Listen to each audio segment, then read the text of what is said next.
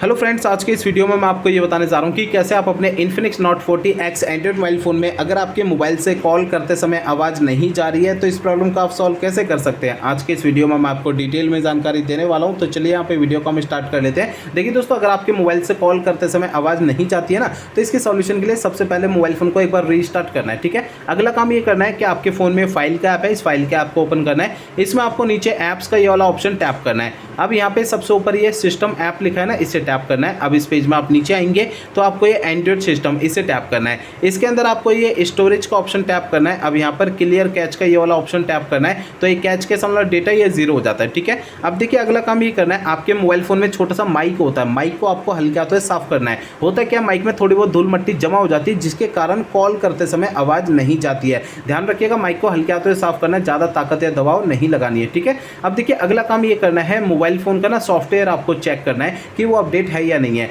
इसके लिए पहले फोन का इंटरनेट आपको चालू रखना है। इसके बाद फोन का सेटिंग पेज ओपन करना है। इसमें आपको नीचे आना है, यहाँ पर आपको इस सिस्टम का ऑप्शन टैप करना है। अब इसके अंदर ये सिस्टम अपडेट पे टैप करना है। अब यहाँ पर ये ऑनलाइन अपडेट का ऑप्शन टैप करना है। तो आपको इस वाले पेज पे कोई भी अपडेट का बटन या डाउनलोड इंस्टॉल अगर यहाँ पे लिखा हुआ दिखाई देता है तो उसे आपको टैप करके फोन का सॉफ्टवेयर अपडेट करना है। ठीक है, अब देखिए आखिरी काम ये करना है कि मोबाइल फोन को ना रीसेट करना है। देखिए दोस्तों, यहाँ पे मोबाइल फोन को रीसेट आपको तब करना है जब मेरे बताए हुए पिछले प्रोसेस कोई भी काम नहीं करते हैं, तब आपको फोन को रीसेट करना है, अदरवाइज नहीं करना है। फोन को रीसेट करने के लिए फोन का सेटिंग पेज ओपन कर लीजिए। इसमें आपको नीचे की साइड ये सिस्टम का ऑप्शन टैप करना है। अब यहाँ पर ये रीसेट ऑप्शन टैप करना है। अब इसके अंदर ये erase all data factory reset का ऑप्शन टैप करेंगे तो इससे आपका फोन रीसेट हो जाएगा और आपकी प्रॉब्लम सॉल्व हो जाएगी। लेकिन फोन को रीसेट करने से पहले दो बातों का ध्यान रखना है। पहली बात ये ध्यान रखनी है, आपके मोबाइल फोन का जो डेटा है उसका बैकअप ले लीजिए अपने फोन में। और दूसरी बात ये ध्यान रखनी है, आपके फोन की जीमेल आईडी और उसका पासवर्ड आपको पहले से नोट करके रखना है। तो ये दो काम पहले करने हैं, उसके बाद फोन को रीसेट करना है। ठीक है,